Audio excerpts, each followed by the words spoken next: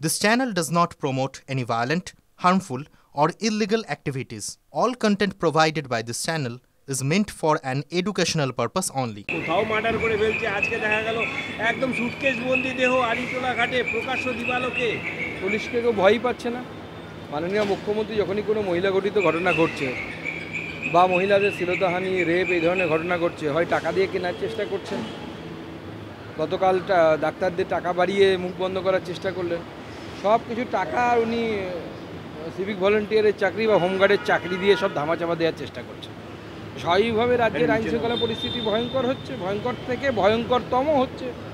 মহিলারা মোটেও সুরক্ষিত নয়। এখানে আমরা বারবার বলে আসছি, একের পর এক ঘটনা, হাইরিটোলা হোক, সল্টলেক হোক, উত্তরবঙ্গের সেই মহিলাকে নগ্ন করে ঘোরানোর ঘটনা হোক, আরজিকরের মহিলার ঘটনা হোক বা সন্দেশখালীর ঘটনা হোক, একের পর এক ঘটনা ঘটছে।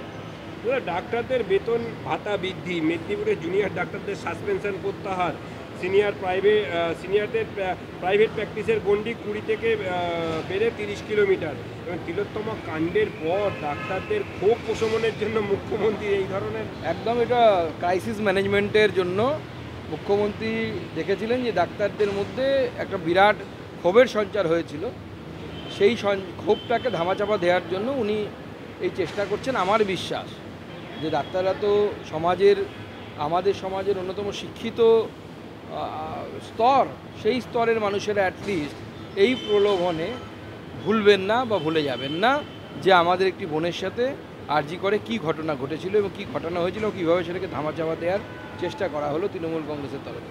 আরজি করের ঘটনার পর এবার পানাগড়ে ইফটিজিংয়ের জেরে নৃত্যশিল্পীর মৃত্যু, মহিলাকে উত্তপ্ত করে ধাওয়া করা হয়, অ্যাক্সিডেন্টে মৃত্যু, কি বলবেন? মানে একের পর একের এই ধরনের ঘটনা বারবার প্রমাণ করছে। আমি কতগুলো উল্লেখ করলাম, এইটা হয়তো উল্লেখ করিনি আমি। পানাগড়ে যেভাবে ইফটিজিং করে প্রায় কয়েক কিলোমিটার তাকে পিছু ধাওয়া করা হলো এবং তারপরে ভুল রাস্তায় ঢুকে গিয়ে গাড়িটি উল্টে গিয়ে মেয়েটির মৃত্যু ঘটলো, এর জন্য দায়ী কে?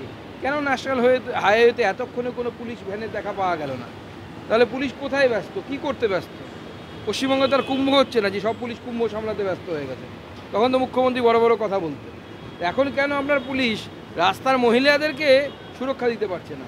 সুটকেসে বন্ধ হয়ে তাদেরকে পড়ে থাকতে হচ্ছে, কখনো গাড়ি উল্টে মারা যাচ্ছে, কখনো শ্লীলতাহানি হচ্ছে, কখনো বৃদ্ধা মহিলা হাড় ছিনতাই হয়ে যাওয়ার পর বলছে পুলিশের কাছে গিয়ে কি হবে, আরজি করে কি হবে। স্বাস্থ্য ব্যবস্থার নগ্ন রূপের একটি নিদর্শন আপনারা পেয়েছেন। গ্রামে গ্রামে যান, মানুষ চিকিৎসাবিহীনভাবে ঘুরে বেড়াচ্ছে। জেলায় জেলায় নীল সাদা সুপার স্পেশালিটি বিল্ডিংগুলো, সেগুলো শুধুমাত্র রেফার করার অস্ত্রে পরিণত হয়েছে। ডাক্তাররা প্রাইভেট প্র্যাকটিস করতে ব্যস্ত, বেড নেই, বেডে বসলে পরে পড়লে পরে রুগী নেই, ভয়ঙ্কর পরিস্থিতি।